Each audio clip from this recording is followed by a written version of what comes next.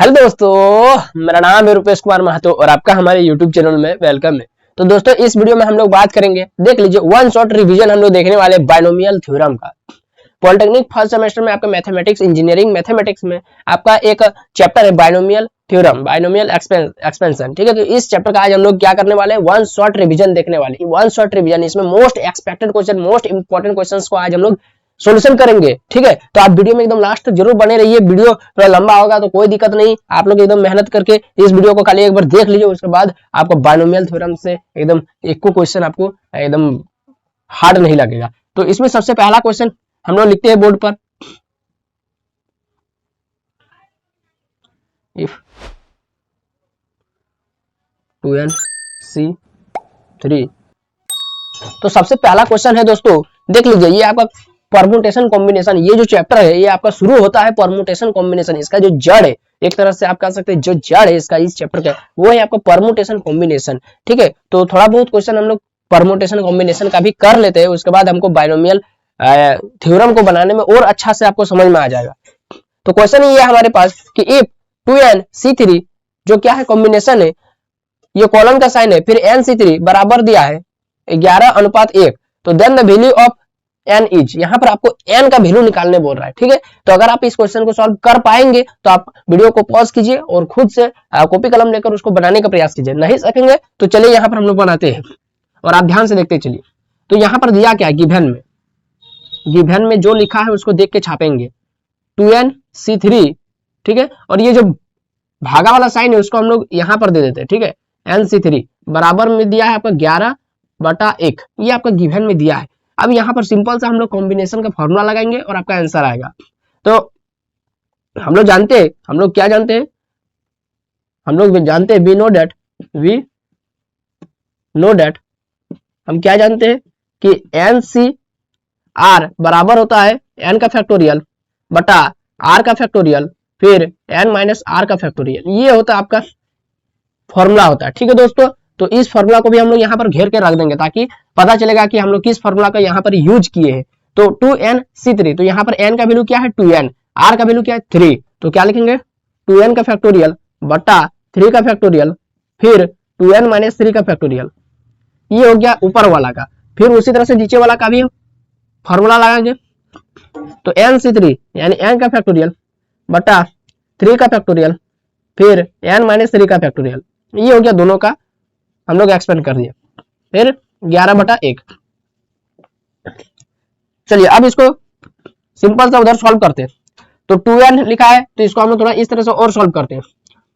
2n हो गया, दूसरा क्या होगा 2n-1 होगा, तीसरा क्या होगा 2n-2 होगा, फिर 2n-3 हो गया, और यहां तक ला करके हम फैक्टोरियल लिख के छोड़ देंगे। काहे, क्योंकि यहाँ पर 2n-1 में 2n-3 नीचे में काटने के लिए, और यहाँ पर जैसे 3 का फैक्टोरियल, तो इसको हम लोग क्या करेंगे 3 गुना 2 गुना 1 लिख देंगे और इसको छोड़ देंगे, या फिर आप 3 का फैक्टोरियल भी यहाँ पर लिख करके छोड़ सकते हो, उससे भी कोई दिक्कत नहीं है, 3 का फैक्टोरियल। और यहाँ पर 2n-3 का फैक्टोरियल को कुछ छूना नहीं है, उसको जस्ट का तस रहने देना। और बटा में यहाँ पर क्या है दोस्तों, हमारे पास n है, n का फैक्टोरियल, तो n का फैक्टोरियल को आगे हम लोग तोड़ेंगे, तो n फिर n-1 फिर n-2 फिर n-3, यहाँ तक ला करके एकदम छोड़ देना है। क्यों छोड़ देना है, क्योंकि नीचे में n-3 हमको दिख रहा है, तो काटने के लिए।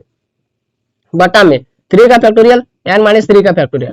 अब यहाँ पर ध्यान से देखिए दोस्तों, यहाँ पर ऊपर में 2n-3 का फैक्टोरियल, 2n-3 का फैक्टोरियल नीचे में कट गया, ऊपर में n-3 का फैक्टोरियल, नीचे में n-3 का फैक्टोरियल कट गया। अब यहाँ पर ध्यान से देखिए, ये 3 का फैक्टोरियल और नीचे में 3 का फैक्टोरियल कट जाएगा। कैसे कट जाएगा, क्योंकि ये वाला जो पूरा पार्ट है ये ऊपर जाएगा। ठीक है, जैसे मान लेते हैं ये ऊपर वाला पार्ट को हम लोग क्या मान लिए x मान लिए, और ये नीचे वाला पार्ट को मान लिए y मान लिए, और ये बटा बड़ा वाला बटा का साइन है, और ये वाला सेकंड वाला को हम लोग मान लिए p मान लिए, और ये वाला नीचे वाला को q मान लिए। ठीक है, तो इसको सॉल्व करने के लिए, ठीक है, आपको समझाने के लिए, तो इसको किस तरह से हम लोग सॉल्व कर सकते हैं, x बटा y है और ये q चल जाएगा ऊपर, है ना, और p रह जाएगा नीचे। तो इस तरह से y को q से हम लोग काटने के लिए यहाँ पर 3 फैक्टोरियल, यहाँ पर y में मेरा क्या है 3 का फैक्टोरियल, और यहाँ पर q में भी मेरा क्या है 3 का फैक्टोरियल काटने के लिए। ठीक है दोस्तों, इसीलिए वहां पर हम लोग ऊपर में ही काट दिए, और ये आपको समझाने के लिए ये हम लोग छोटा एग्जांपल देके समझाए। तो ये हो गया दोस्तों, और यहाँ पर मेरा क्या है पहले से 11/1, इतना क्लियर है, कोई दिक्कत नहीं है। उसी तरह से यहाँ से n और यहाँ से 2n में से एक n कट गया, ठीक है दोस्तों, तो यहाँ पर बचा क्या क्या है मेरे पास, तो यहाँ पर ध्यान से देखिए कि 2n-1 है और यहाँ पर 2n-2 है, तो वहां से हम 2 को कॉमन ले सकते हैं, तो यहाँ पर क्या हो जाएगा n-1 हो जाएगा। तो जैसे यहाँ से 2 निकलेगा तो 2 यहाँ वाला 2 से गुना हो जाएगा, तो ये हो जाएगा 4 और यहाँ पर बचेगा क्या, जो यहाँ पर है पहले 2n-1 लिख लेते और यहाँ से हम कॉमन निकाल लेते, इसको कॉमन निकाल लेते, यहाँ से 2 को कॉमन निकाल लेते, तो यहाँ पर मेरा बच क्या गया n-1 और यहाँ पर तो कट गया सब। और यहाँ पर देखिए दोस्तों नीचे में क्या बचा है, n-1 बचा है और n-2 बचा है, ठीक है, यहाँ तो कोई दिक्कत नहीं है। अब यहाँ से n-1 और n-1 खत्म हो गया, तो यहाँ पर बराबर में 11/1 को लिखना भूलना नहीं है, ठीक है दोस्तों। तो यहाँ पर 2n-1 है और यहाँ पर 4 है, तो उसको एंट्री करवा देते हैं, तो क्या हो जाएगा 8n हो जाएगा, माइनस का 4 हो जाएगा और बटे में n-2 हो जाएगा, बराबर में 11/1 हो जाएगा। तो अब इसको सिंपल से क्या करना है, क्रॉस मल्टीप्लाई कर देना है, ठीक है दोस्तों। तो क्या करेंगे, क्रॉस मल्टीप्लाई करते हैं, तो 8n-4 हो जाएगा बराबर में 11n माइनस 11 दूनी 22 हो जाएगा। तो यहाँ पर हम लोग क्या करेंगे, 22 को इधर ले आते हैं, 8n को उधर ले आते हैं, तो 22 माइनस था प्लस हो गया, माइनस का 4 11n और यहाँ पर 8 का n उधर जाएगा, तो माइनस का 8 का n हो जाएगा। तो 22 में 8 जाएगा तो क्या हो जाएगा दोस्तों 18 और यहाँ से 11 में 8 जाएगा तो क्या हो जाएगा 3n, तो यहाँ से n से 3 से 18 को काट दिया 6 बार में, तो दोस्तों यहाँ पर n का वैल्यू कितना आया, n का वैल्यू आया 6। ये हो गया आपका फाइनल आंसर। तो कहीं तो आपको समझने में दिक्कत नहीं हुआ होगा, सिंपल से हम लोग कुछ नहीं किए, सॉल्व किए। आप इसको थोड़ा और 1-2 लाइन बढ़ा करके आप लोग अपना सहूलियत के लिए सॉल्व कर सकते हैं, लेकिन यहाँ पर हमारा सिंपल सा कट जा रहा था, इसलिए हम लोग इसी लाइन पर खत्म कर दिए। तो ये हो गया दोस्तों पहला क्वेश्चन, जो इस चैप्टर को हम लोग शुरुआत किए हैं परमुटेशन कॉम्बिनेशन वाला क्वेश्चन को सॉल्व करके। चलिए उसके बाद आगे देखते हैं क्या है हमारे पास सवाल। चलिए इसको आप नोट कर सकते हैं, अगर करने का मन है तो क्वालिटी को पहले बढ़ा लीजिएगा, उसके बाद इसको आप स्क्रीनशॉट कीजिए। तो अगला क्वेश्चन देख लीजिए दोस्तों, स्क्रीन पर आपको दिख रहा होगा कि प्रूफ करने बोल रहा है कि NCR प्लस NCR-1 बराबर n+1 CR, ये आपको प्रूफ करना है दोस्तों। अगर आप लोग कर पाएंगे तो कीजिए, वीडियो को रोक करके हम लोग इसको सॉल्व करने का प्रयास करते हैं। तो जो आपका LHS में दिया उसको इधर लिख लेते हैं, LHS बराबर क्या दिया थोड़ा देखते हैं क्या है हमारे पास, NCR है और प्लस में NCR-1 है, ये हमारे पास LHS में। अब इसको हम लोग सॉल्व करेंगे और n+1 CR लाने का प्रयास करेंगे, ठीक है दोस्तों। तो यहाँ पर हम लोग फिर वही फॉर्मूला लगाएंगे, NCR का फॉर्मूला लगाएंगे। तो यहाँ पर हम लोग लिख देते हैं सिंपल सा, क्योंकि यहाँ पर पहले सही है, तो n का फैक्टोरियल बटा r का फैक्टोरियल और n-r का फैक्टोरियल, यहाँ पर फॉर्मूला लग गया क्योंकि ये स्टैंडर्ड फॉर्म में ही है, प्लस इसमें भी वही फॉर्मूला लगाएंगे n का फैक्टोरियल बटा, अब यहाँ पर r क्या है, r है आपका r-1 का फैक्टोरियल, फिर n-r, तो n-r, r क्या है r-1, तो r-1, ये हो गया इसका फैक्टोरियल। अब यहाँ पर देखिए दोस्तों कि n का फैक्टोरियल तो ठीक है, बटा में r का फैक्टोरियल भी यहाँ पर कोई दिक्कत नहीं है, n-r का फैक्टोरियल, प्लस यहाँ भी देख लीजिए n का फैक्टोरियल में कोई दिक्कत नहीं है, और यहाँ पर r-1 का फैक्टोरियल तो ठीक है, और यहाँ पर देख लीजिए n, यहाँ पर जैसे माइनस को एंट्री करवा देंगे तो -r और माइनस माइनस प्लस 1 हो जाएगा, तो -r प्लस 1 हो जाएगा, -r प्लस 1 का फैक्टोरियल हो जाएगा, -r प्लस 1 का फैक्टोरियल हो जाएगा, ये हो जाएगा, ठीक है। तो यहाँ पर हम लोग क्या लिखेंगे, वही वाला करेंगे, ठीक है। तो यहाँ पर हम लोग माइनस को एंटर नहीं करवाते हैं, माइनस को रहने देते हैं, r-1 यहाँ पर करवा देते हैं, -r प्लस 1 का फैक्टोरियल। चलिए यहाँ तक कोई दिक्कत नहीं है, यहाँ तक तो कोई दिक्कत नहीं होना चाहिए, ठीक है दोस्तों, क्लियर है, कोई दिक्कत नहीं है। अब हम लोग करेंगे क्या, थोड़ा देख लेते हैं। यहाँ से हम लोग एक चीज क्या करते हैं, थोड़ा सा इसको ये करते हैं, रिजॉल्व करते हैं। तो यहाँ पर जैसे यहाँ पर आपको दिख रहा है, क्या दिख रहा है कि n का फैक्टोरियल को हम लोग कॉमन ले सकते हैं, n का फैक्टोरियल को कॉमन ले सकते हैं। चलिए हम लोग n का फैक्टोरियल को कॉमन लेते हैं, या फिर उससे पहले थोड़ा सा इसको और एक लाइन रिजॉल्व कर लेते हैं। r का फैक्टोरियल है ना, तो r-1 इसका अगला पद क्या होगा, अगला टर्म r-1 का फैक्टोरियल, यहाँ तक ला करके छोड़ देते हैं, ठीक है। और यहाँ पर n-r है, तो अगला टर्म क्या हो जाएगा, अगला टर्म हो जाएगा आपका n-r फिर -1, ठीक है। तो यहाँ पर इसको हम लोग ये वाला नहीं करते, ये वाला हम लोग यहाँ पर करते, ठीक है। n का फैक्टोरियल r-1 का फैक्टोरियल यहाँ तक तो ठीक है, यहाँ पर n-r प्लस 1 ये एक हो गया, है ना। अब इसका जो अगला टर्म आएगा वो आएगा आपका n-r प्लस 1 फिर एक -1 का फैक्टोरियल, ये होगा। तो जैसे यहाँ -1 प्लस 1 दिख रहा है तो काट देंगे हम लोग, ठीक है दोस्तों। तो यहाँ पर मेरा तो फिर हो क्या जाएगा, n-r का फैक्टोरियल हो जाएगा। ध्यान से देखते चलिए, नहीं तो फिर भूल जाएंगे कहाँ पर क्या चेंजिंग कर रहे हैं। एन माइनस आर का फैक्टोरियल। अब ऐसा हम लोग क्यों किए, क्योंकि यहाँ पर एन का फैक्टोरियल दोनों में सेम है, तो इसलिए हम एन का फैक्टोरियल कॉमन तो निकाल लेंगे। और भी हम कॉमन निकाल सकते हैं यहाँ से, क्या निकाल सकते हैं, आर माइनस वन का फैक्टोरियल, आर माइनस वन का फैक्टोरियल, ये कॉमन निकाल सकते हैं। और क्या निकाल सकते हैं, एन माइनस आर का फैक्टोरियल, एन माइनस आर का फैक्टोरियल। तो ये था नहीं, हम लोग इसको बनाए इस तरह से, ठीक है, इसीलिए उतना ज्यादा झंझट करना पड़ा, लेकिन कोई दिक्कत नहीं, हम लोग करेंगे उसके लिए। यहाँ पर इस घर में क्या बचा, ओनली आर बचा है, प्लस इस घर में क्या बचा है, इस घर में ये निकल गया, ये निकल गया, ये वाला बचा है n minus r plus one, n minus r plus one बचा है, ये बचा है। अब दोस्तों इसको कुछ नहीं करेंगे, हम लोग एलसीएम लेंगे और जो मेरा सॉल्व करने पड़ेगा वही उसी को आगे बढ़ाएंगे, ठीक है, उसी को आगे बढ़ाएंगे। तो इसको करते हैं हम लोग सॉल्व। चलिए इसको थोड़ा देखते हैं तो क्या हो रहा है, एन का फैक्टोरियल बटे आर माइनस वन, फिर इस सबको एकदम जस्ट का तस जो है उसी को रहने देना, एन का फैक्टोरियल आर माइनस वन का फैक्टोरियल, एन माइनस आर का फैक्टोरियल, ये सब का आगे में जरूरत पड़ेगा, इसीलिए हम लोग कॉमन निकाल लेते। अब यहाँ पर एलसीएम लेते, तो एलसीएम में क्या हो जाएगा, दोनों ही भाई उतर जाएगा, आर भी निकल जाएगा, यहाँ पर उतर जाएगा, और n minus r plus one भी आ जाएगा, n minus r plus one भी आ जाएगा। एकदम ध्यान से देखते चलिए, एकदम कोई दिक्कत नहीं होगा। और क्या हो जाएगा, यहाँ पर क्रॉस मल्टीप्लाई हो जाएगा, n minus r plus one उधर जाएगा और आर उधर जाएगा, तो n minus r plus one इधर आएगा और प्लस का आर उधर जाएगा, तो यहाँ पर माइनस का आर प्लस का आर कट गया, ठीक है। एकदम ध्यान से देखते चलिए, कोई एकदम इस में लॉजिक चीज वाला कुछ नहीं है, खाली आपका आंख का है ना टेस्टिंग है कि आप लोग आंख इतना तेजी से दौड़ा नहीं सक रहे आगे, ठीक है। चलिए देखते हैं क्या हो रहा है, यहाँ पर एन प्लस वन बचा है, ध्यान से देखिए तो क्या बचा है, एन प्लस वन बचा है ना, और बटे में क्या बचा है, ये आर बचा है, फिर n minus r plus one बचा है, बस। अब कुछ नहीं, आपका आंसर आ गया, आपका आंसर आ गया है। कैसे आ गया है, थोड़ा इसको एंट्री करवा देते हैं। तो यहाँ पर पहला क्या है, एन प्लस वन है ना, फिर ये वाला एन का फैक्टोरियल, और नीचे में क्या है, आर है, ये वाला आर को हम थोड़ा गुना में है ना, इसलिए हम जिधर तिधर लिख सकते हैं, आर है, दूसरा आर माइनस वन का फैक्टोरियल, इसको लिख देते है ना, ये वाला। अब खाली सजाने के लिए, इसके साथ इसको रखने के लिए हम लोग ऐसा कर रहे हैं, ठीक है। और इसको ले लेते हैं n minus r plus one, और सेकेंड ले लेते हैं एन माइनस आर का फैक्टोरियल।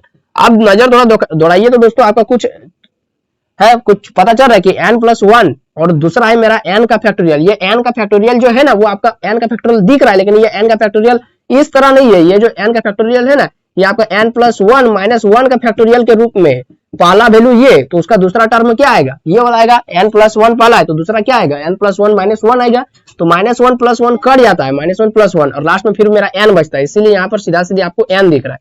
तो ठीक है दोस्तों, ये आपको क्या दिख रहा है, n दिख रहा है। तो ये मेरा क्या हो जाएगा था, फिर ये मेरा हो जाएगा n प्लस वन सी, है ना। और यहाँ पर फिर ध्यान दीजिए कि यहाँ पर क्या है, ठीक है। अब यहाँ पर देखिए क्या है, ये क्या है, r, फिर r माइनस वन का फैक्टोरियल, ठीक है। तो यहाँ पर क्या हो जाएगा, और दूसरा क्या है, n minus r plus one, और उसका दूसरा टर्म है n minus one, n minus r plus one, और फिर माइनस वन। ये जो n माइनस आर है ना, ये आपको n माइनस आर के तरह दिख रहा है, लेकिन ये है नहीं, ये आपका इस तरह से है, n minus r plus one और माइनस वन, इस फॉर्म में, ठीक है। ये पहला और उसमें एक घट गया, तो ये प्लस माइनस कट जाता है, इसीलिए हम लोग सीधा सीधे क्या करते हैं, n माइनस आर का फैक्टोरियल लिख के छोड़ देते। तब ये वाला देखे तो ये एक फॉर्मूला बन गया, किस चीज का फॉर्मूला बन गया, किस चीज का बन गया है, ये n प्लस वन और नीचे में सी आर का फॉर्मूला बन गया। कैसे, इसको थोड़ा तोड़ेंगे तो क्या आ जाएगा, पहला वाला n प्लस वन का फैक्टोरियल, और फिर r का फैक्टोरियल, फिर n प्लस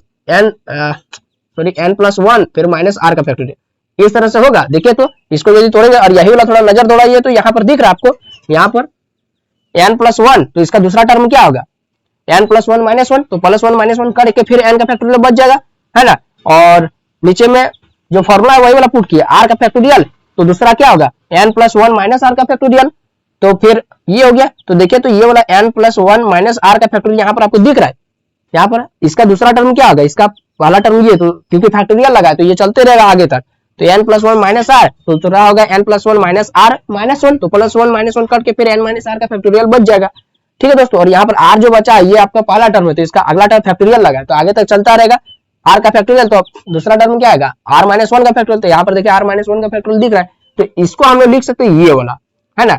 तो ये हो गया दोस्तों यहाँ पर इसका राइट आंसर। तो यहाँ पर देख लीजिए आपका RHS से मिल गया, ये हो गया आपका RHS, बस प्रूफ हो गया। कहीं कोई दिक्कत हुआ? कहीं कोई दिक्कत नहीं, खाली आपको ध्यान से खाली नजर दौड़ा करके देखना था। अगर फिर आपको दिक्कत हो रहा तो यहां से लेकर यहां तक एक और बार वीडियो को रिपीट करके देख लीजिए, आपको फिर समझ में आ जाएगा। तो दोस्तों अगला क्वेश्चन आपके स्क्रीन पर लग चुका है, आप लोग देख लीजिए कि लिखा है कि इफ एनपीआर बराबर दिया 2520 और एनसीआर बराबर दिया 21 then the value of r is. मतलब यहाँ पर एनपीआर और एनसीआर दोनों दे दिया तो आपको आर का वैल्यू निकालने पड़ रहा है, आर दोनों में, इसका मतलब हम लोग आर वहां से निकालना पड़ेगा। तो इसका मतलब कुछ ना कुछ दोनों में रिलेशन होना चाहिए जिसके माध्यम से हम लोग आर निकाल सकते हैं। तो हम लोग एक फॉर्मूला जानते हैं दोस्तों, आप लोग यहाँ पर पहले गिवन में लिख लीजिए जो जो दिया है। गिवन में क्या क्या दिया है? एनपीआर मेरा पास है 2520, एनसीआर मेरा पास है 21 और हम लोग एक फॉर्मूला जानते हैं, बी नो डेट। क्या जानते हैं दोस्तों? हम लोग एक फॉर्मूला जानते हैं कि आर का जो फैक्टोरियल होता है वो होता है एनपीआर बटा एनसीआर, ये होता है। आप लोग इसको लिख करके रख लीजिएगा इसी में, ठीक है। आर का फैक्टोरियल का फॉर्मूला होता है एनपीआर बटा एनसीआर। तो यहां पर सिंपल सा लिखते हैं, इसलिए आर का फैक्टोरियल बराबर हो जाएगा एनपीआर, एनपीआर का वैल्यू क्या है मेरा पास 2520 बटा एनसीआर, उसका वैल्यू क्या है 21। इसको सिंपल से काट दीजिए, ये आपका 120 बार में कट जाएगा। देख लीजिए 21 से कम 21, 4 बचेगा, 21 दूनी 42, जीरो तो जीरो को उतार दिए, तो यहाँ पर हो जाएगा आपका आर का फैक्टोरियल, ये हो गया 120। तो अब यहाँ पर ऐसा क्या करेंगे कि आर का वैल्यू निकल जाएगा। तो यहाँ पर आर का फैक्टोरियल है तो यहाँ भी किसी नंबर का फैक्टोरियल रहना चाहिए, जिससे फैक्टोरियल और फैक्टोरियल का हम लोग काट देंगे और आर का सिंपल से मेरा पास वैल्यू निकल जाएगा। तो 120 आप लोग तोड़ के देख लीजिए, 120 आपका 5 का फैक्टोरियल के बराबर होता है। तोड़ के देख लीजिए 5 का फैक्टोरियल यानी 5 गुना 4 गुना 3 गुना 2 गुना 1, देख लीजिए 5 अगर 20, 20 दिया 60, 60 गुना 120 हो गया 120। तो ये हो गया 5 का फैक्टोरियल। तो फैक्टोरियल फैक्टोरियल काट दिया, फैक्टोरियल फैक्टोरियल काट दिया, आर का वैल्यू आ गया 5। ठीक है दोस्तों, कहीं दिक्कत हुआ? कुछ दिक्कत नहीं हुआ, खाली ये फॉर्मूला आपको याद रखना है। तो ये इस क्वेश्चन को भी आप लोग एकदम सुंदर से स्क्रीनशॉट ले लीजिए। फिर हम लोग थोड़ा देखते हैं आगे में क्या क्वेश्चन आ रहा है हमारे पास। तो थोड़ा देखिए, तो दोस्तों यहाँ पर आपके पास स्क्रीन में 2 क्वेश्चन दिख रहा है ना। तो पूछ रहा है कि in the expansion of A plus x का पावर एन, ये आपका एक एक्सपेंशन दे दिया, बायनोमियल एक्सपेंशन। तो total number of terms is, पूछ रहा है कि इसको अगर हम सॉल्व करेंगे तो नंबर ऑफ टर्म्स कितना रहेगा, मतलब कई को पद रहेगा। जैसे फॉर एग्जांपल आपको कोई पूछता है कि ए प्लस बी का होल स्क्वायर का फॉर्मूला क्या होगा, तो आप लोग क्या बोलते हैं? A square plus 2ab plus B square बोलते हैं। बिल्कुल सही बात है। तो इसका मतलब हमें समझ में क्या आ रहा है, ये रटने वाला चीज नहीं है, ये समझने वाली चीज है कि यहाँ पर यदि पावर में 2 रहेगा तो यहाँ पर 1 2 3 उससे एक ज्यादा नंबर ऑफ टर्म्स निकलेगा। ये टर्म्स ही है ना, number of terms, 1 terms 2 terms 3 terms है ना, पद कई गो पद है, 1 पद 2 पद 3 पद। तो यदि पावर में 2 है तो 3 पद निकला, यानी एक ज्यादा। अगर ए प्लस बी का होल क्यूब करते हैं, होल क्यूब, तो देखते हैं A cube plus 3a square B plus 3ab square plus B cube, यानी जब पावर में 3 है तो 1 टर्म 2 टर्म 3 टर्म 4 टर्म निकला। यहाँ भी एक पावर है तो उससे एक ज्यादा आपका नंबर ऑफ टर्म्स है। ठीक है, तो उसी तरह से अगर मान लेते हैं मेरा पास a प्लस एन का, अगर मेरा पास a प्लस एक्स का पावर n यदि है, ठीक है, n हमको नहीं पता n कितना है, 10 20 50 100, तो यहाँ पर नंबर ऑफ टर्म्स कितना निकलेगा, इस तरह जोड़ने पर कितना निकलेगा, यहाँ पर डॉट डॉट प्लस जोड़ने पर टोटल कितना निकलेगा n+1, यानी जितना है उससे एक ज्यादा निकलेगा। यदि यहाँ 50 है तो यहाँ 51 टर्म निकलेगा, 25 है तो यहाँ 26 टर्म होगा, टोटल 27 है तो टोटल 28 टर्म होगा, n टर्म है तो n+1 टर्म होगा। ठीक है, क्लियर है। तो उसी तरह से अगर यहाँ पर देख लीजिए एक एग्जांपल है कि number of terms in the expansion binomial expansion of x का पावर 6 1 + 3 x का पावर 4 और ओवरऑल पावर 15। तो आपको हमेशा देखना ओवरऑल पावर कितना है, हमेशा। ठीक है, तो ओवरऑल पावर कितना है यहाँ पर 15, तो इसका सिंपल सा आंसर क्या होगा 15 + 1 बराबर 16। यानी इस बायनोमियल एक्सपेंशन को हम लोग इस तरह से तोड़ेंगे, है ना, तोड़ेंगे तो आपका टोटल कई गो टर्म रहेगा, 15 को यदि यहाँ है पावर में तो टोटल नंबर ऑफ टर्म रहेगा 16 गो। तो ये हो गया इसका आंसर। चलिए आगे देखते हैं हम लोग क्या है और क्वेश्चन इस चैप्टर में, आप इसको स्क्रीनशॉट कर लीजिए। तो देखिए दोस्तों, एक आपके पास सवाल दिख रहा है, ये एक अलग तरह का सवाल है इस बायनोमियल थ्योरम इस चैप्टर का। कह रहा है कि find the fifth term in the expansion of x + 1 / x का पावर 13। तो ये आपके पास एक सवाल है, इस पर ध्यान दीजिए, वो सब छोड़ दीजिए, खाली इस पर एक चीज ध्यान दीजिए कि क्या निकालने बोल रहा है, फिफ्थ टर्म निकालने बोल रहा है, x + 1 / x का पावर 13, ये है आपके पास सवाल। तो इसका पूछ रहा है कि 5वां टर्म क्या होगा, जैसे हम लोग a प्लस बी का होल स्क्वायर कर रहे थे, तो वहां पर अगर आपसे पूछेगा कि दूसरा टर्म क्या होगा, सेकंड टर्म क्या होगा, तो आप लोग क्या बोलेंगे? अगर आपसे पूछा जाए a प्लस बी का होल स्क्वायर, तो क्या आप लोग बोलते हैं? A square plus 2ab plus B square, ये बोलते हैं। तो अगर आपसे पूछेगा कि सेकंड टर्म क्या है, यहाँ पर सेकंड लिख दिया, सेकंड टर्म क्या है, आपसे ये पूछेगा, तो आप लोग क्या बताएंगे? ये पहला टर्म, ये दूसरा टर्म, ये तीसरा टर्म। तो आपका मेरा सेकंड टर्म क्या है? 2ab। तो ये हो गया आपका आंसर 2ab। ठीक है, तो उसी तरह से अगर आपके पास सवाल है x प्लस 1/x का पावर 13, तो बोल रहा है कि इसको जब हम लोग एक्सपेंड करेंगे, है ना, तो उसका पांचवा टर्म क्या होगा? पहला, दूसरा, तीसरा, चौथा, पांचवा टर्म क्या होगा? चलिए इस तरह के सवाल को हम लोग बनाने का प्रयास करते हैं। ठीक है दोस्तों, तो अगर आप लोग को नहीं पता है तो आप लोग देखिए, अगर आपको पता है तो आप लोग इसको खुद से प्रयास कीजिए, है ना। चलिए देखते हैं, और आप लोग कमेंट में कीजिए कि आपका आंसर क्या आ रहा है। तो क्वेश्चन यहाँ पर क्या आ रहा है, तो गिवन में पहले लिख लेते हैं कि क्या है मेरे पास। तो x प्लस 1/x का पावर 13 है।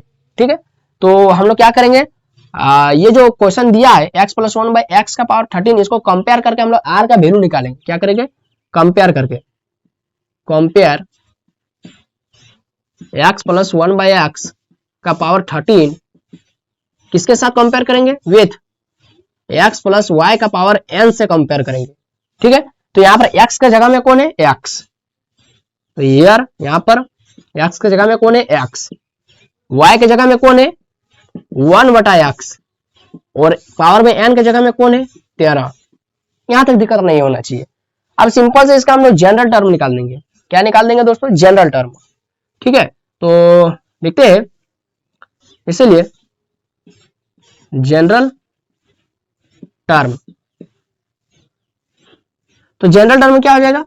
टी आर प्लस 1 बराबर एन सी आर एक्स का power n minus r y का पावर r, ये होता है जनरल टर्म। लेकिन उससे पहले हमको r चाहिए, तो r कैसे निकलेगा? मेरा पास फिफ्थ टर्म निकालने बोल रहा है, यानी 4 + 1 निकालने बोल रहा है, तभी ना 5 होगा। 4 + 1, तो यहाँ पर r का वैल्यू क्या हो गया? r का वैल्यू 4, n है आपका 13, r क्या है? देखिए r है आपका 4, फिर क्या है? x। तो x मेरा क्या है? x के जगह में x, n मेरा क्या है? 13 माइनस r क्या है मेरा? 4, y क्या है दोस्तों मेरा पास? 1/x, r क्या है दोस्तों मेरा पास? 4। ये हो गया। ठीक है दोस्तों, यहां तक कोई दिक्कत नहीं है, यहां तक तो कोई दिक्कत नहीं होना चाहिए। ठीक है, सिंपल से कुछ नहीं किया, यहाँ पर जनरल टर्म लिखे। जनरल टर्म का फॉर्मूला ये होता है, तो हम लोग इसको लिख दिए। ठीक है, और जनरल टर्म में यहाँ पर r क्या है मेरा पास? r, ये जो जनरल टर्म है ये nth टर्म को दिखाता है कि कितना टर्म आपको निकालने बोल रहा है, फिफ्थ टर्म निकालने बोल रहा है। तो यहाँ पर फिफ्थ हमको करना है, तो फिफ्थ कैसे होगा? t में r + 1 होता है, तो 5 कैसे होगा? जब 4 + 1 इसको लिखेंगे तब। तो यहाँ पर सीधा सीधे r का जगह में कौन है? 4, तो r का वैल्यू 4 हो गया। अब इसको हम लोग सॉल्व कर देते हैं और आपका आंसर आ जाएगा। t ये हो गया, फिफ्थ टर्म निकाल रहे हैं हम लोग, 13c4। यहाँ पर x का पावर में क्या हो जाएगा दोस्तों? 13 में 4 घट जाएगा, तो 9 4 13, और यहाँ पर 1/x है, तो इसको हम लोग लिख सकते हैं। क्या लिख सकते हैं दोस्तों? बोलिए तो, x का पावर में -4, या फिर इसको इस तरह से कर दीजिए, बटा में x का पावर 4। ठीक है, 1 से गुना हो गया और x इसके नीचे, तो x का पावर 4 में ये 9 काट दिया, तो x का पावर 5 बचा। ठीक है, तो यहाँ पर दोस्तों मेरा पर आंसर क्या आया? t फिफ्थ, यानी फिफ्थ टर्म निकालने बोला था, तो t फिफ्थ हो गया 13c4, और यहाँ पर x का पावर 5, x का पावर 5, ये हो गया आपका फिफ्थ टर्म। आप इसको इस तरह से भी लिखकर छोड़ सकते हैं, या फिर अगर आपका मन है तो आप इसको सॉल्व भी कर सकते हैं 13c को। तो 13, इसको देखिए सॉल्व करने का मैं आपको एकदम शॉर्ट ट्रिक बता दूं। कई नीचे में क्या है? 4, तो इसको 4 बार लिख दीजिए, 13, तो दूसरा 12, फिर 11, फिर 10, 1 2 3 4 हो गया, और 4, तो 4 को लिख सकते हैं 4 गुना 3 गुना 2 गुना 1, लिख सकते हैं, बिल्कुल लिख सकते हैं। तो 4 तिया 12, 3 से 3 खत्म, 2 5 10, और यहाँ पर x का पावर 5 को भूलिएगा नहीं। तो यहाँ पर 13 गुना 11 गुना 5, तो 13 5 65 गुना 11 और x का पावर 5। ठीक है, तो यहाँ पर सिंपल से गुना कर दीजिए, 11 5 55 का 5 हाथ में 5, 11 66 और 5, 66 और 5 कितना? 71, 715 x का पावर 5, ये हो गया आपका राइट आंसर। तो लिख दीजिए हेंस, या फिर 10 जो लिखना है, 10 फिफ्थ टर्म इज 715 x का पावर 5, ये हो गया आपका फिफ्थ टर्म। यानी इसको जब हम लोग सॉल्व करेंगे, है ना, x + 1/x का पावर 13 को जब हम लोग सॉल्व करेंगे, तो आपका जो पांचवा टर्म होगा वो होगा आपका 715 x का पावर 5। ठीक है, तो आप इसको सिंपल सा स्क्रीनशॉट ले लीजिए। तो देखिए दोस्तों, आपके पास एक अगला टाइप का सवाल है कि find the middle term in the expansion of. ठीक है, इस एक्सपेंशन जो दिया गया आपका 2x बटा 3 माइनस 3 बटा 2x का ओवरऑल पावर 8, इस जो एक्सपेंशन बाइनोमियल एक्सपेंशन है, ठीक है, इसका आपको क्या निकालने में मिडिल टर्म क्या होगा। फॉर एग्जाम्पल जैसे a प्लस बी का होल स्क्वायर, तो क्या होता है a square plus b plus 2ab plus B square, ये होता है। तो इसका पूरा मिडिल टर्म निकालिए। तो इसका मिडिल टर्म क्या होगा, मतलब बीच का टर्म, इधर से गिनकर जितना होगा उधर से भी गिनकर उतना ही होगा। तो इधर से एक चलते उधर से एक चलते, तो बीच में क्या आ रहा है 2ab। तो इसका अगर मिडिल टर्म निकालने बोला है तो 2ab होगा, और इसका मिडिल टर्म निकालने बोलेगा तो देखिए क्या होगा। तो चलिए इसको हम लोग बनाने का प्रयास करते हैं। मतलब आपको समझ में आ गया कि मिडिल टर्म मतलब हमसे निकालने क्या बोल रहा है। तो सिंपल से हमको जानना पड़ेगा कि इसको तोड़ने पर मेरा कितना टर्म होना चाहिए, टोटल नंबर ऑफ टर्म्स है, टोटल नंबर ऑफ टर्म्स कितना होना चाहिए। ठीक है, तो और उसका फिर हम लोग मिडिल टर्म जानेंगे। ठीक है, तो सबसे पहले यहाँ पर देखिए, इस तरह का क्वेश्चन को सॉल्व करने का एक छोटा सा आपको चीज याद रखना है कि आपको यहाँ पर पहले लिख लेना है कि हियर 8 जो पावर में n आपको दिख रहा है, पावर में n का जो वैल्यू दिख रहा है 8, हियर 8 इज इवन, क्या है ये सम संख्या है, even. So number of term is 1, इसलिए नंबर ऑफ टर्म क्या होगा 1 होगा। एंड इज और होगा क्या, वो होगा आपका क्या होगा n बटा 2 प्लस 1, ये होगा प्लेस वैल्यू। यहां पर जो 8 है पावर में n, वो क्या है एक सम संख्या है। देखिए सम है ना, 8 सम संख्या होता है, इसलिए जो इसका नंबर ऑफ टर्म निकलेगा वो 1 होगा। इसका मतलब इसका टोटल कई गो नंबर ऑफ टर्म मतलब so middle term, sorry number of term नहीं, सो नंबर ऑफ मिडिल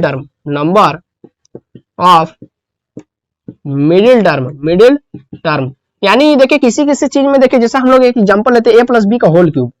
ठीक है, होल क्यूब, तो a प्लस बी का होल क्यूब में टोटल कई गो टर्म होता है, 4 गो टर्म होता है ना। 4 गो टर्म क्या होता है, a क्यूब होता है, 3a स्क्वायर b होता है, 3ab स्क्वायर होता है, प्लस b क्यूब होता है। तो इसमें देखिए, तो अगर आपसे कोई पूछेगा कि इसका मिडिल टर्म क्या होगा, मध्य का टर्म क्या होगा, तो आप लोग बताने सकेंगे। इधर से 1 2, इधर से 1 2, बीच में कहां कोई आ रहा है। और यदि हम लोग इधर से 1 जाएंगे और इधर से 1 आएंगे तो मेरा बीच में 2 को मिल रहा है। तो नंबर ऑफ मिडिल टर्म कई हो रहा है, 2 हो रहा है, एगो 3a स्क्वायर b होगा, एगो 3ab स्क्वायर होगा। तो ये ऐसा कब होता है जब यहाँ पर देखिए, यहाँ पर पावर में क्या है ऑड नंबर है, विषम संख्या, और यहाँ पर पावर में क्या है 8 है यानी सम संख्या। जब ऑड नंबर आता है तो पावर जो नंबर ऑफ टर्म होता है वो इससे 1 ज्यादा होता है। 3 है तो 3 प्लस 1 होगा, 3 प्लस 1 होगा। तो यहाँ पर 3 है तो 4 को हो जाएगा, तो 4 को में हम लोग मिडिल टर्म 2 को निकल जा रहा है, एगो और एगो 2 को। लेकिन जब विषम संख्या रहता है, जब विषम संख्या, जैसे हम लोग a प्लस बी का होल स्क्वायर देखेंगे, a प्लस बी का होल 4 देखेंगे, a प्लस बी का होल 6 देखेंगे, a प्लस बी का होल 8 देखेंगे, तब वहां पर जो मेरा मिडिल टर्म निकलेगा वो एक ही को निकलेगा, एक ही को, ये बीच में एक ही को नंबर रहेगा, क्योंकि उसका नंबर ऑफ टर्म कितना हो जाएगा, ये 8 है, तो नंबर ऑफ टर्म कितना हो जाएगा, टोटल कई टर्म होगा n प्लस 1 यानी 8 प्लस 1 यानी 9 होगा। तो इधर से 3 और इधर से 3, या फिर इधर से 4 इधर से 4, 8 हो गया और बीच में एक बच रहा है 9, है ना। तो इसका नंबर ऑफ मिडिल टर्म क्या होगा, एक ही को होगा।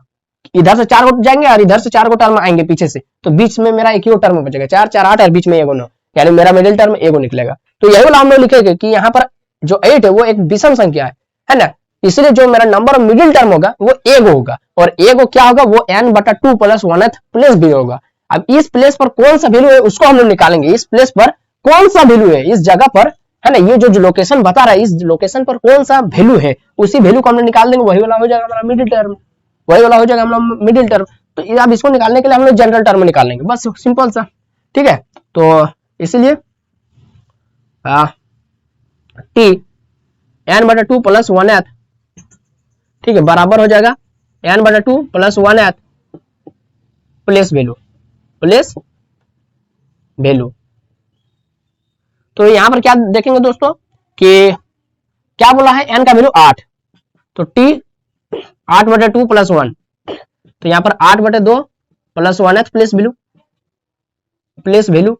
तो यहां पर हो जाएगा t 2 चौके 8 प्लस 1 यानी 4 और 1 5, यानी मेरा निकालने बोल रहा है फिफ्थ टर्म, यानी इस बाइनोमियल एक्सपेंशन का पांचवा टर्म मेरा होगा मिडिल टर्म। अब पांचवा टर्म में क्या हो जाएगा, हम लोग जनरल टर्म से निकाल सकते हैं फिफ्थ प्लेस वैल्यू, ठीक है, ये हो गया।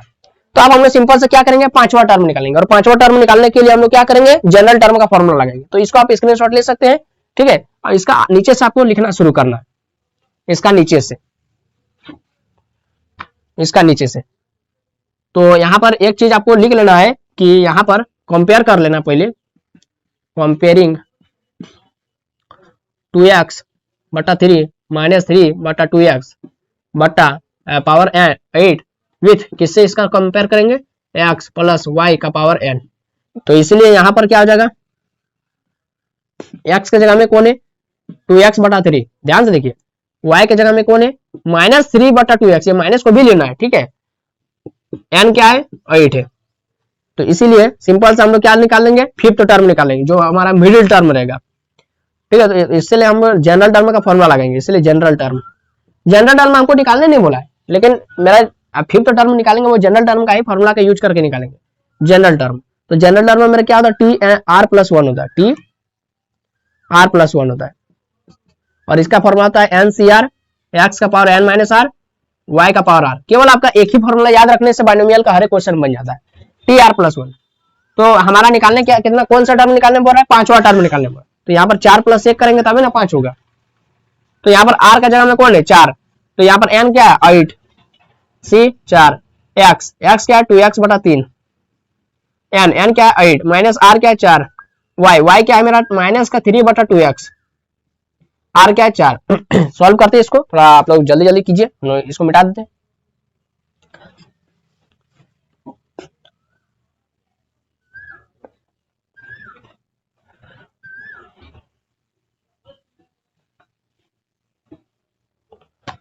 तो इसको सिंपल से हमको खाली सॉल्व करना है, टी 4 और 1 5, यही आपका मिडिल टर्म आ रहा है 8c4।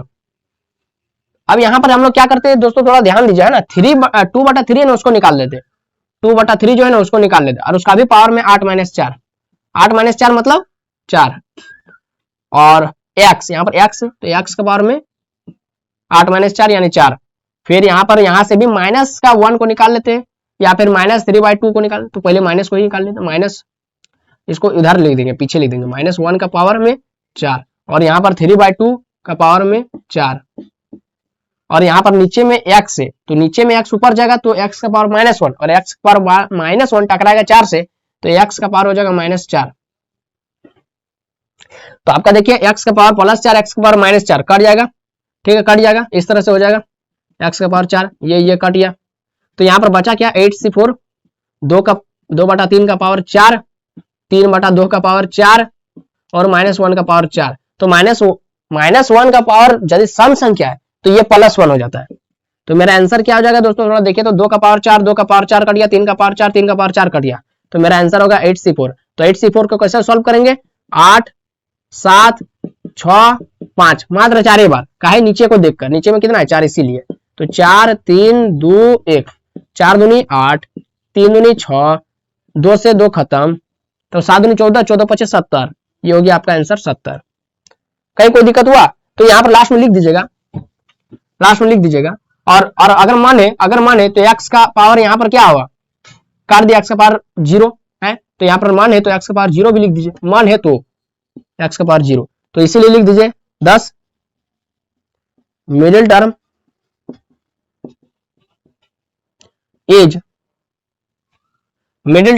एज क्या है 70 x का पावर 0, ये हो गया आपका middle term of the expansion, जो आपका एक्सपेंशन था उसका।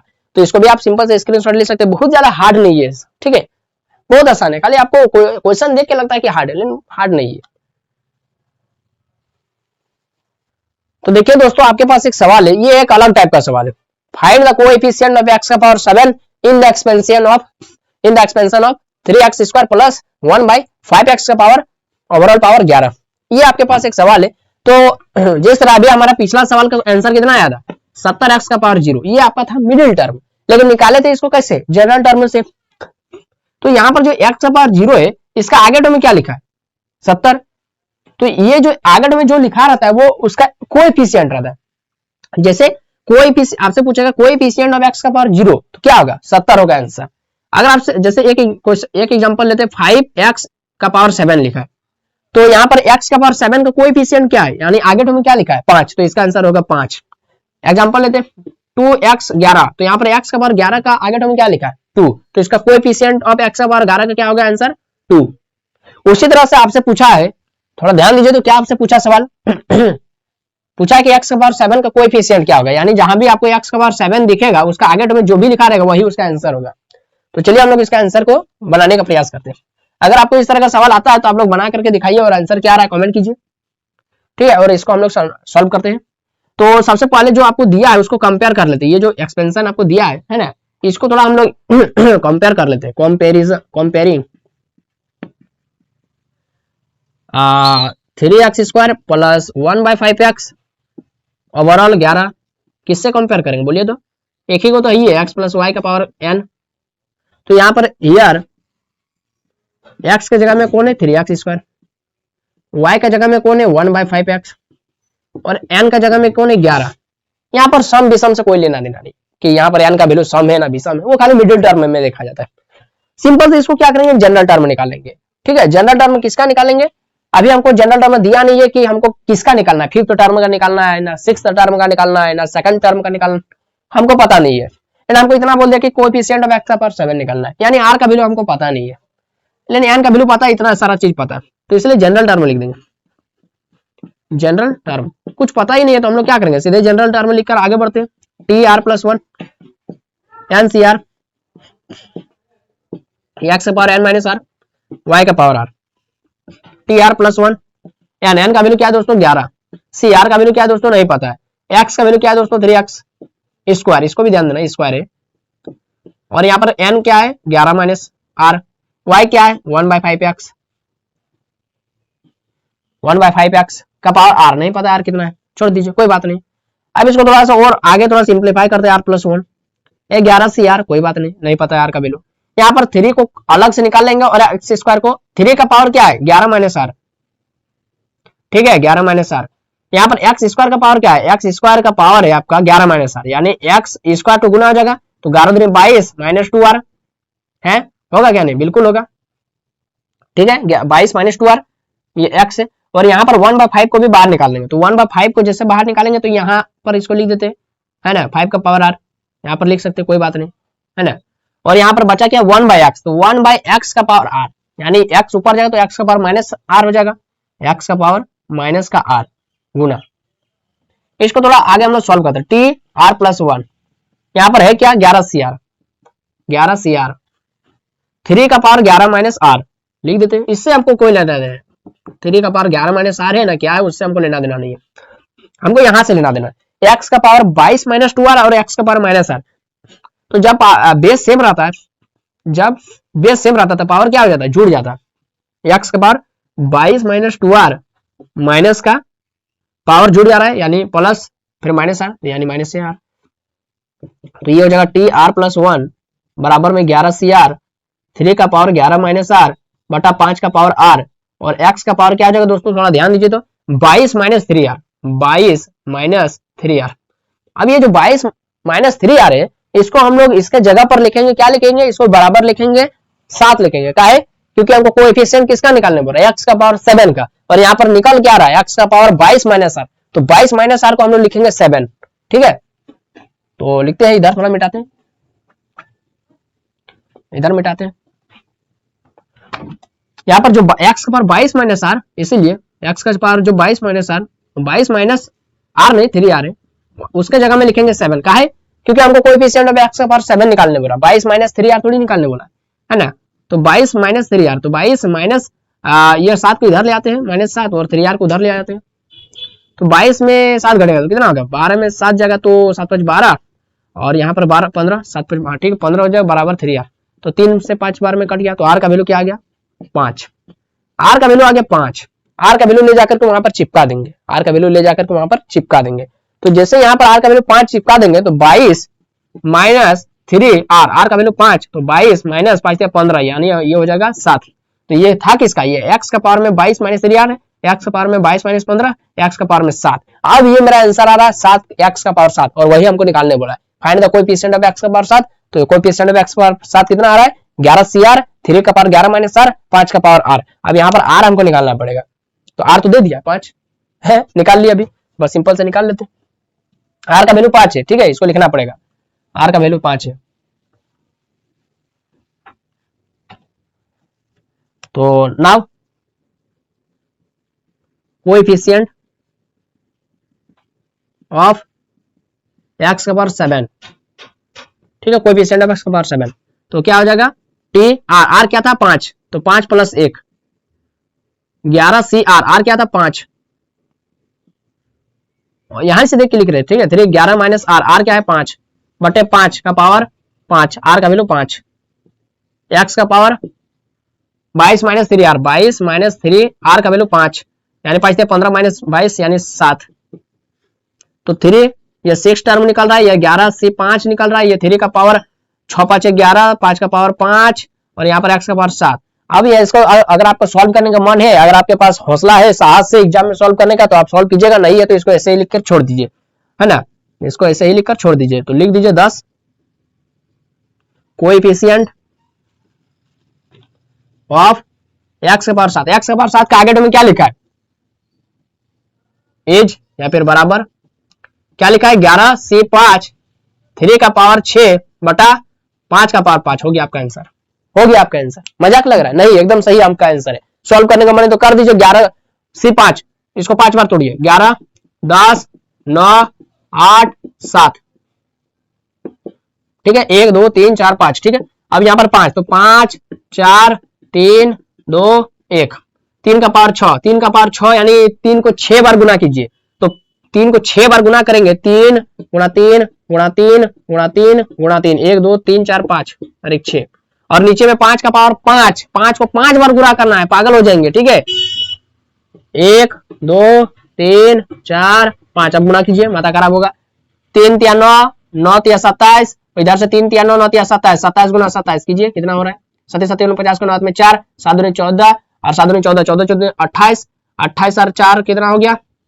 8 4 32, 32 के 2 में 3, 2 दूनी 4 और 3 4 3 7, 729, ये आ रहा है 729, ऊपर वाला गुना करने पर आ रहा है 729, और नीचे वाला गुना करने पर देखिए कितना आ रहा है? 5 5 25, 25 25 125, 125 25 625, 625 25 625 25, 5 5 25, 2 5 10 2 12 के 2 में 1, 6 5 30 और 1 31, 3125, 3125, और यहाँ पर फिर अलग ही आ रहा है। यहाँ पर 5 दूनी 10, 4 दूनी 8, 3 तिया 9, 2 से 1 2 खत्म कर दीजिए, और यहाँ पर कुछ नहीं, यहाँ पर 3 का पावर कितना आ गया?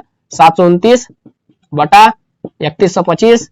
अब यहाँ पर गुना कीजिए, 11 3 2 7, है ना, तो इसको काट सकेंगे 3 से नहीं कटेगा, 5 से तो कटता है, लेकिन यहाँ पर ऊपर में 5 ही नहीं है, तो कितना हो गया? 11 दूनी 22, 22 दिया 66, 66 गुना 6 सॉरी 7, 6 42 4 7 6 42 42 और 4 46, 462, ऊपर में आ रहा है 462, ऊपर में आ रहा है 462, ऊपर में 462, और गुणा 729 बटा 3125। इसको आप कैलकुलेटर से सॉल्व कीजिए, जो आपका आंसर आएगा वही हो गया आंसर, जो आ रहा आपका आंसर वही हो गया आंसर, वही है कोएफिशिएंट ऑफ एक्स का पावर 7, वही है जो आप इसको कैलकुलेटर से सॉल्व कर लीजिए, देख लिए वही है आंसर, ठीक है। तो चलिए आज हम लोग बायनोमियल थ्योरम का जितना टाइप था, टाइप का मैं बात कर रहा, क्वेश्चन नहीं बोल रहा, जितना टाइप था हर एक टाइप से मैंने 1 2 क्वेश्चन आपको कराया है, हर एक टाइप से, और इतना ही टाइप करके जाइए आप लोग एग्जाम में, 100% इससे बाहर एक क्वेश्चन नहीं आएगा, लिख कर दे रहा हूं, ठीक है। तो ये आपको वीडियो कैसा लगा कमेंट बॉक्स में जरूर बताइए। अगर आप इस वीडियो को देखकर अगर बायनोमियल थ्योरम वाला चैप्टर को अगर आपको थोड़ा बहुत समझ में आ गया, तो वीडियो को एकदम लाइक कर दीजिए, चैनल को सब्सक्राइब कर लीजिए, ताकि आने वाले लेटेस्ट वीडियो का नोटिफिकेशन आपको मिलता रहेगा। तो फिर मिलते हैं नए वीडियो में, नए टॉपिक, नए कॉन्सेप्ट के साथ, तब तक के लिए जय हिंद, वंदे मातरम।